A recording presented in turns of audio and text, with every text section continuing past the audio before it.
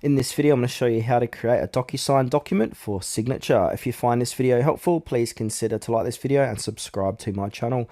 In saying that, let's just jump straight into the video.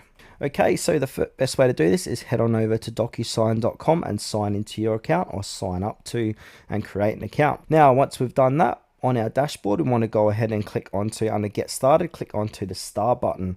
Then from here, we need to go ahead and upload the documents and prepare them for signing. So I've got this sample agreement here. So from here, it's going to create an envelope and now open up a new page. Now we need to go ahead and add the recipients here. So if I'm the only signer, click that. But if not, you can put your name and email.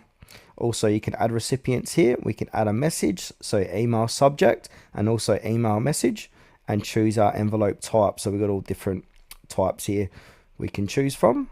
Now if we want to go ahead and view your agreement, go ahead and click on view. You can see your agreement by doing so.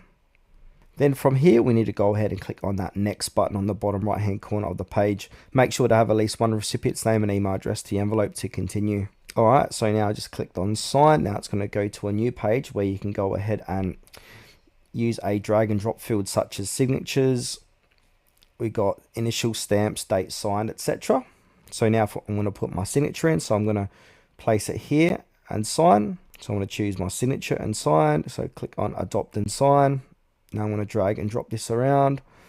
We can even do initial here, like so, date signed, put that where we need to, and also stamp it if you want to do that. Then from here, click on the finish button. Click on finish. And then you can also share your signed document, so you can send to multiple recipients by pressing enter after each email. Each recipient will receive an email to download the document for free.